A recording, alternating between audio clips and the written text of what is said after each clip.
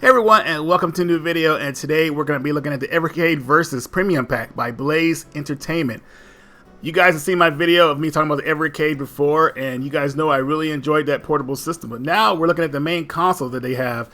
Now this Premium Pack comes with 2 game cartridges, which I'll talk about a little bit later in the video. But I wanted to show you kind of the presentation of the box and how it looks and everything like that. It looks very neat and very professional, and it shows a lot of cool games that I'm very excited to talk about in this video.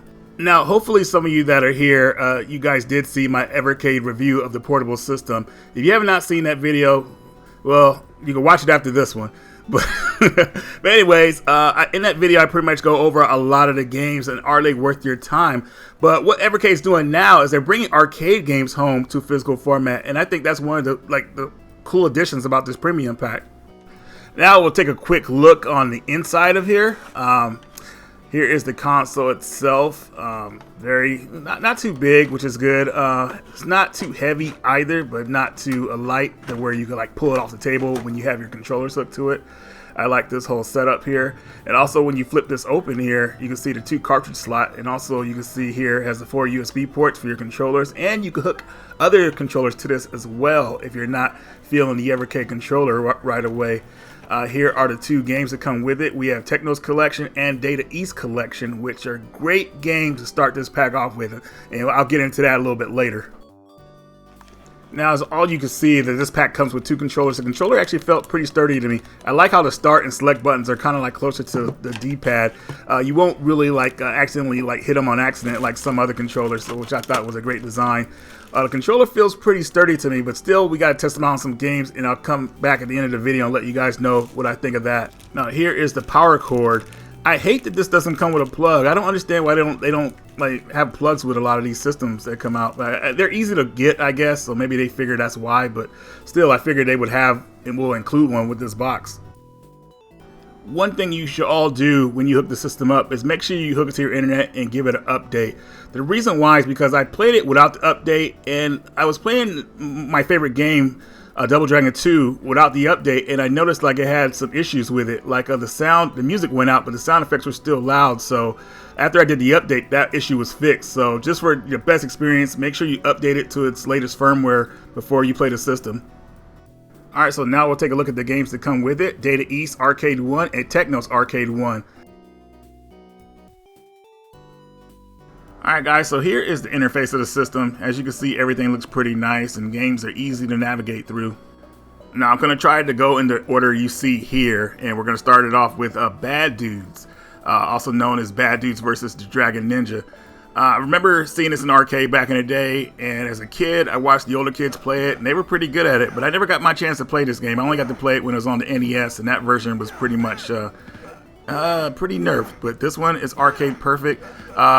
It's not as cool as I thought it was. It still is a cool game, but just as I remember as a kid, I just felt like it was a lot better. But anyways, still a solid release on the system.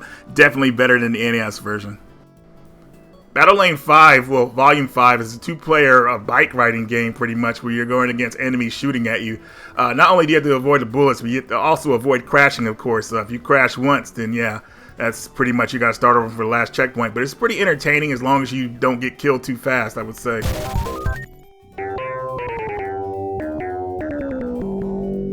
Here's Blockout. This is like a top-down Tetris game, and it's pretty boring, at least for me. Maybe my buddy Alvin will probably like this game, but me, I'm just like, man, it goes a little bit too slow. Maybe the game goes a bit faster as you get further, but I just didn't have the patience to kind of go through it, so maybe it's something you puzzle fans might want to try. Breakthru is a racing game. Well, it's hard to say if it's a racing, not really a racing game. You're pretty much shooting hazards and trying to stay out of the way of gunfire. I'm guessing the main thing about this game was to get speed and kind of jump over cliffs and hazards, but I couldn't get it down for some reason. I kept crashing, but still, this one has the potential to be fun. And here's an old classic, Burger Time. I was never really too good at this game. You know, I'm good at games like Pac-Man and everything, but this one I just could not really get the hang of. I feel like the levels just kind of like last too long, how you have to kind of put the burgers together and everything, but it still is fun, and a lot of people will like having an arcade perfect version on this system. Here's Chain Reaction, also known as Magical Drop. I played this game many times. This game is very tense and a lot of fun, but man, it is insanely hard sometimes, but still a fun addition to have on this collection. Here is Darwin 4078, a shoot 'em up. This one's okay. It starts off pretty slow, but I feel like it might get better as I play through it. So you guys let me know if you played this one. Probably most of you haven't, but those of you that have, let me know. Here's one of my favorite beat 'em ups of all time, Double Dragon 2, The Revenge. This scene, man. I really should have skipped this scene, but anyways, a really cool beat 'em up. But also, I just want to let you guys know that there's a mistake on the packaging. Where it says Double Dragon 2, when you look at it, it shows actually Double Dragon 1 on the outside packaging. And when you see Double Dragon 3, it shows Double Dragon 2.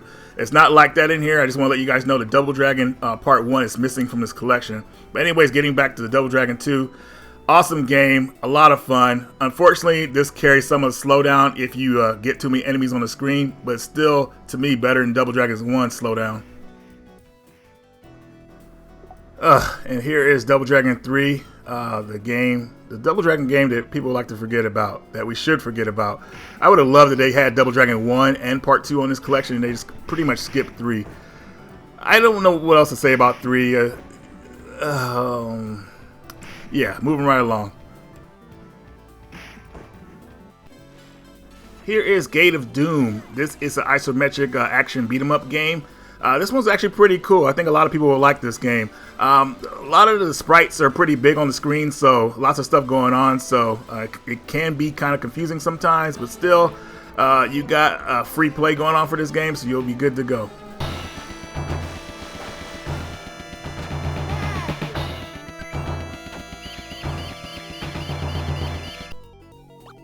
Here's Lock and Chase. This is pretty much like a Pac-Man clone. You pretty much go in the bank, you rob the money, clear all the pellets, and try to get out without getting caught by the cops.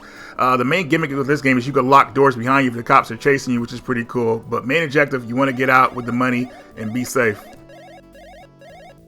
Here's Mania Challenge. This was actually the first wrestling game I've ever played. I played this back when I was a kid, and I was pretty good at the game back then. I could get past the first guy, but when I tried it out now, I got beat up pretty bad. Couldn't even get past the first guy. But anyways, this one looks like it's going to be fun to get into. Minky Monkey is a game where you're pretty much trying to collect fruit and try to get away from a monkey that's chasing you. It's actually kind of cool, but at the same time, this one gets boring pretty fast for me. But still, I can see a little bit of fun with it if you play for a few minutes. Mysterious Stones. This game is probably like the first type of Indiana Jones type game. Or even if not Indiana Jones, I would say King Solomon's Mines, if you guys remember that one. That was actually a really cool adventure type movie back in the day. But this one, it seems pretty fun. It looks like something I could get into.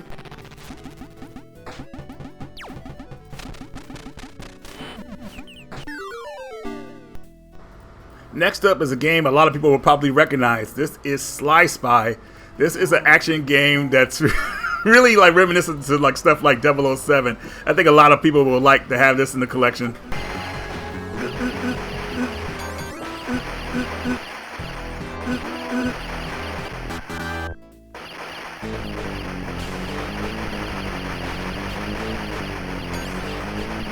Here's Combatribes. You guys may recognize this game from the Super Nintendo version that most people have played, but there was actually an arcade game of it, and it's actually 3 players at the same time. This one is like an all-brawl, like a beat-em-up game. Like you pretty much stay in a general same area, and you just beat up enemies until a boss comes out. This one is actually really a lot of fun, and I'm really looking forward to playing this and beating it.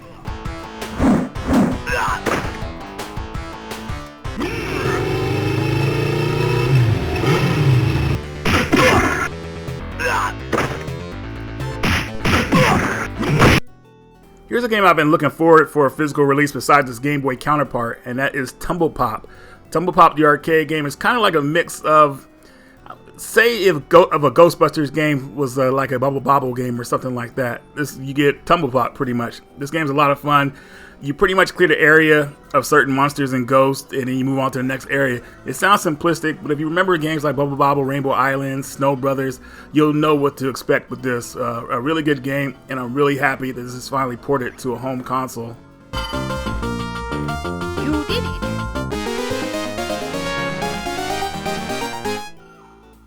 Here's Wizard Fire for the system. This is an isometric beat 'em up game that I'd never heard of before. and this one is actually really cool. I was very impressed with the animation and the voice acting they put in this game. I can't believe I've never heard this game before, but back in the day there were so many arcade games, you know, a lot of games got overlooked, and I feel like this is probably one of them, unless one of you guys have heard this game before. But as you can see here, isometric, pretty cool game. It looks like it could be 4 players, but then it will have a lot of clutter on the screen, so I think it's just a 2-player game. But lots of cool things going on with this game. You can even turn yourself into a monster or a summon to attack your enemies. I think that was pretty cool. But anyways, guys, these are the games that come packaged with the premium edition, and I think they are a great start. So after looking at all these games, do I think the Evercade Versus is worth it having it as a console? I'm going to say yes, especially if you don't already have the portable Evercade. There is a lot of potential with some arcade games to get released on this platform that have never been released on a physical format. So I'm very intrigued in seeing what Evercade has to offer in the future. And I feel like what comes with this premium pack is already a great start. You know, Tumblepop, arcade perfect version of Double Dragon 2. Those are some of my favorite arcade games. So definitely happy with the choices of games they're adding to these collections. Alright guys, so before we end this video, I have one more collection to show you guys, and I think these games will kind of like take you by surprise. I had no idea some of these games existed, but they are available for the Evercade, so let's take a look. So here is the Gaelco Arcade collection. This comes with 6 games on it, and I'd never seen any of these games in arcade before, so they were kind of like a breath of fresh air to me. Now, I don't know if a lot of people will consider these games good, but still, you know, new arcade games on the system, I think that's pretty cool. So let's take a look at a couple. The first one we're going to start off here is Alligator Hunt. So this game is what we would call, I believe, a gallery shooter, and it's similar to games like Cabal, my favorite Blood Bros, and also Wild Guns for the Super Nintendo. Very cool arcade game that I've never seen before, and I'm just kind of amazed as I'm playing this on this system. Here's Biomechanical Toy. This is an insane action platform game. Very cool. The only problem I have with this game is that you can't run and gun at the same time. When you start shooting your weapon, you have to be standing still. The only way you can move and shoot is if you jump in the air, so kind of like a momentum shot. But this game is all over the place. Really a lot of fun, very insane, and that's what arcade is all about.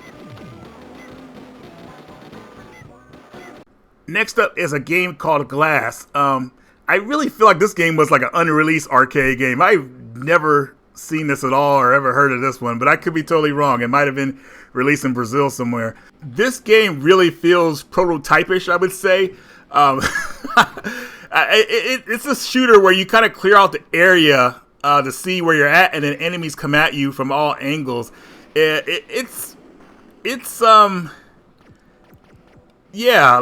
I don't know what to say. Let's move on to the next game. Next up is Snowboard Championship. This game is pretty much like one of those momentum type games. I mean, once you get in the rhythm, you'll do really good at the game. But once you mess up, you'll start, like, at least for me, I started messing up all the time. So it's one of those games that kind of reminds me of California Games, the surfing levels, if you played any of those. But it's pretty cool. But I couldn't see people playing this one for a very long time. But it's, like I said, it's just cool to see an arcade game that I've never heard of before. So yeah, you guys can see me getting beat up here pretty much. But yeah, let's move on to the next game. Now here's Thunder Hop.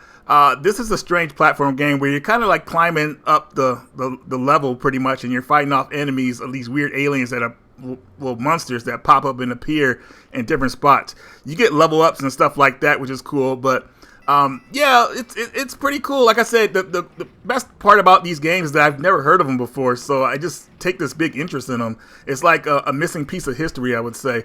So if you like what you're seeing here, good for you.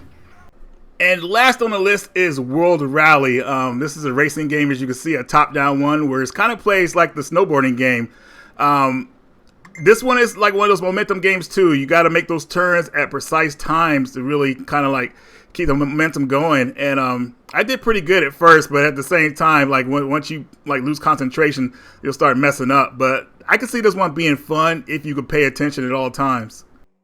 Alright guys, so hopefully you like some of those games you saw in that collection. Like I said, the Evercade has a lot of potential by releasing like stuff that's unheard of and everything like that. And also just stuff that's really too expensive to play on the original platform. So anyways guys, I'm going to leave any links you want to check out in the description on where to buy this from. And that's all I got for you guys. Thank you for watching. Radical Reggie, and I will see you in the next video.